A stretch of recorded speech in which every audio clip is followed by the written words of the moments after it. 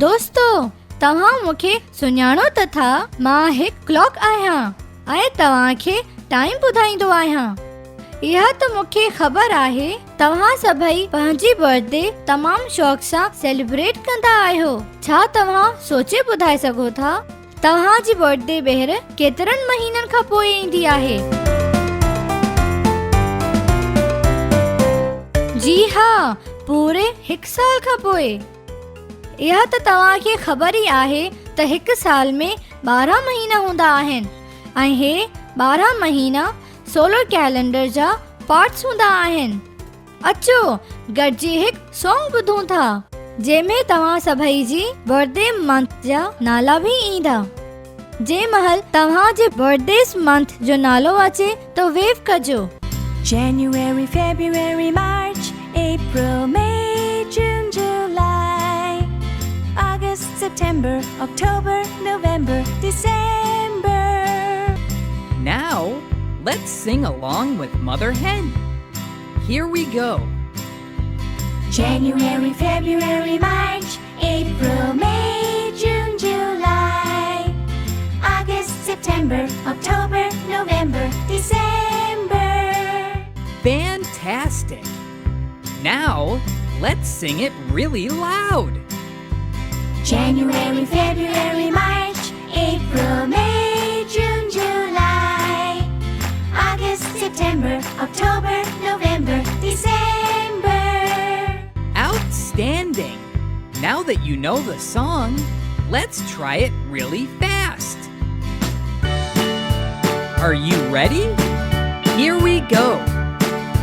January, February, March, April, May, June, July, August, September, October, November, December. January, February, March, April, May, June, July, August, September, October, November, December. One more time.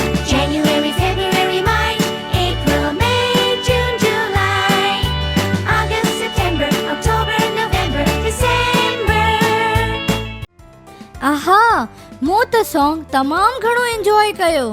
यकीनन तव्हांखे बि ॾाढो मज़ो आयो हूंदो। दोस्तो, ही ॾिसो नंढो चंड। हाणे बिल्कुलु 10 ॾींहं खां पोइ असां ईद उल अज़हा सेलिब्रेट कंदासीं। छा तव्हां ॿुधाए सघो था हे कहिड़ो इस्लामिक मंथ शुरू थियो आहे जंहिंजी 10 तारीख़ ते असां ईद उल अज़हा सेलिब्रेट कंदा आहियूं? ज़िलहज। ईद उल अज़हा यानी कुर्बानी वारी ईद ज़िलहज जे महीने में मल्हाईंदा आहियूं। ठीकु आहे, हाणे इहो ॿुधायो त असां रोज़ा कहिड़े इस्लामी महीने में रखंदा आहियूं? रमज़ान। अरे वाह, तव्हां बिल्कुलु सही ॿुधायो।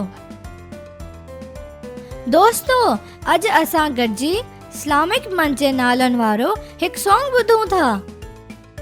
इस्लामिक कैलेंडर खे लूनर कैलेंडर बि चवंदा आहिनि। ॾाढो मज़ो ईंदो।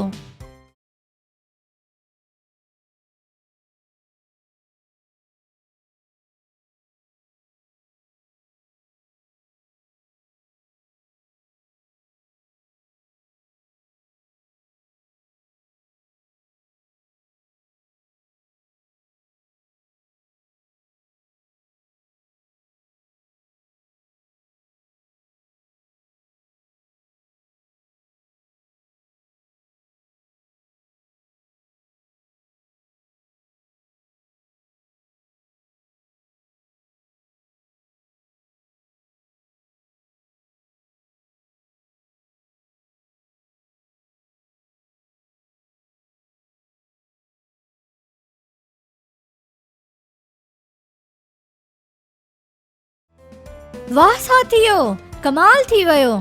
असां सोलर कैलेंडर ऐं लूनर कैलेंडर जे महीननि जा नाला त सिखी वरिता। हाणे तव्हां ॿुधायो त असां योम आज़ादी कहिड़ी महीने जी 14 तारीख़ ते सेलिब्रेट कंदा आहियूं?